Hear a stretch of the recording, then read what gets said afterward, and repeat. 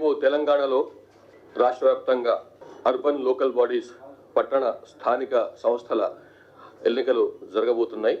ఈ హైదరాబాద్ సిటీ తప్ప మిగతా అన్ని చోట్ల కూడా model code of conduct already ఎన్ఫోర్స్మెంట్లో ఉంది. దీనికి సంబంధించి గత 15 రోజులుగా పోలీస్ శాఖ ఈ ఎలక్షన్స్ని శాంతియుతంగా నిర్వహించేందుకని చెప్పి సన్నాహం చేస్తూ ప్రిపరేటరీ వర్క్ చేసింది. మోడల్ కోడ్ ఆఫ్ కండక్ట్ అమల్లోకి వచ్చిన తర్వాత 1183 వెపన్ లైసెన్స్ని డిపాజిట్లోకి తీసుకున్నారు పోలీస్ డిపార్ట్మెంటు. అట్లాగే 4318 మందిని గుడ్ బిహేవియర్ కోసం అని చెప్పి బైండ్ ఓవర్ చేసినాము. 2952 మంది రౌడీస్ ఉన్నారు. తర్వాత ఎలక్షన్ టైంలో మా అడ్వర్స్ నోటీస్కి వచ్చినటువంటి వాళ్ళు ఇంకొంతమంది 1800 మంది పైన ఉన్నారు.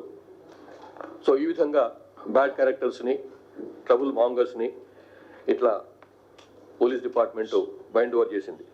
మొత్తం 52,43,023 మంది ఓటర్స్ ఉన్నారు. సో వీళ్ళకి పూర్తి బందోబస్తు, నిర్భయంగా నిశ్చింతగా ఓటింగ్ చేయడానికి అని చెప్పి తగినటువంటి బందోబస్తు ఏర్పాటు చేస్తున్నాము.